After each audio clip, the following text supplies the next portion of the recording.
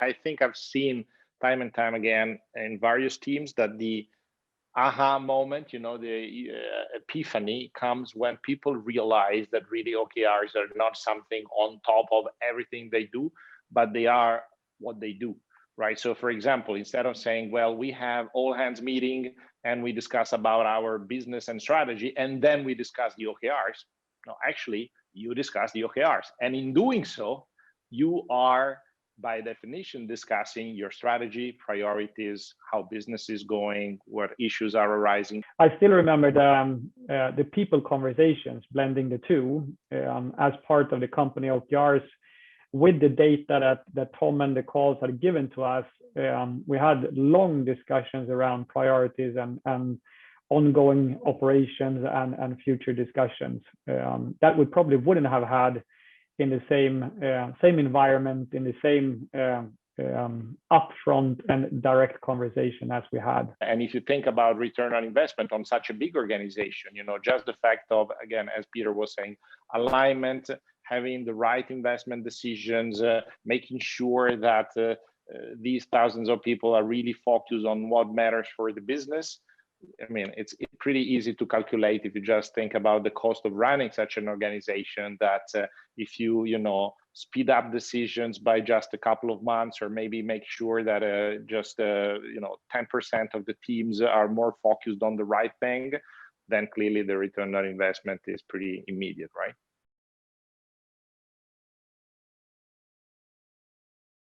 I still think it was the right time to do it. I actually struggled with, if we wouldn't have done it now, when would we have done it? I think that would be even more difficult. We had a unique opportunity to do it during the downtime here.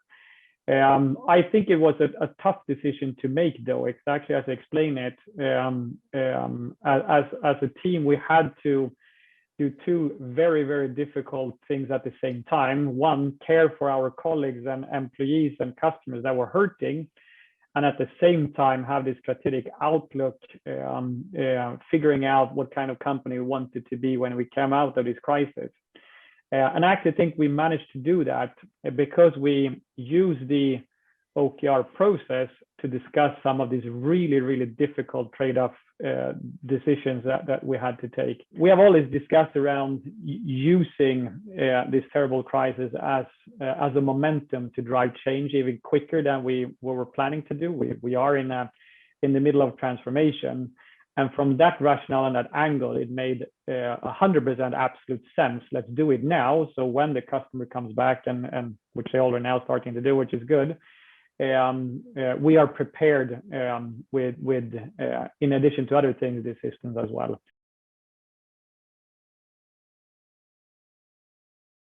From my point of view, I think workshops were really important. And this is something that, maybe I can already anticipate some possible advice to whoever is looking at OKRs right now. Do not underestimate the importance of training and workshops.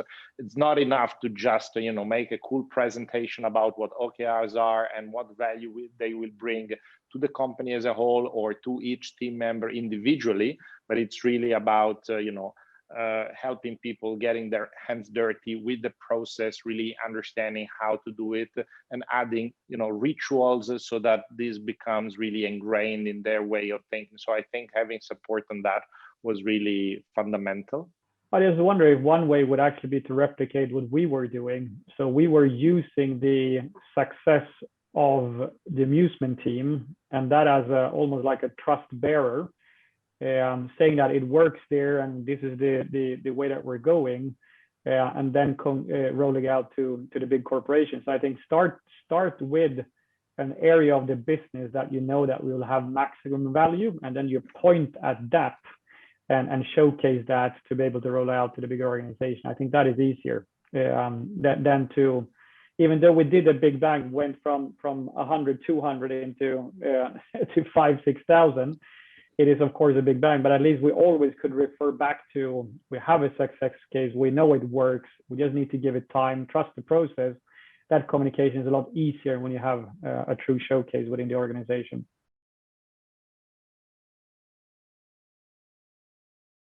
Some of these colleagues that are coming in from all across Europe, they have been exposed to OKRs before in their previous roles. And they also like the way of working with OKRs, the transparency, the trust, the interdependency calls, and it gives them clarity. There's also another tool for us to recruit talent. I think product and tech communities almost expect OKRs to be there in the type of company they want to work with. So I think it was really beneficial for us because, you know, on one hand, you know, people can be attracted to work for a large organization in travel, especially, you know, with the crisis that we went through. Probably travel startups haven't been very attractive, right, over the past 12 months. So travel in general has been very challenging, but you know, if you are going to work for a travel company, you're going to work for a big company that gives you the reassurance that it's going to be there for the long term. But obviously, if you join such a large organization such as TUI, and you are maybe used to work in a natively digital company, you might be a bit concerned about the ways of working. You might be a bit worried that you might find, you know, bureaucracy or old ways of working. So coming in and immediately realizing that we're actually using OKRs throughout the entire organization, I think was very reassuring for a lot of new hires, and definitely sped up the integration of new people in the teams.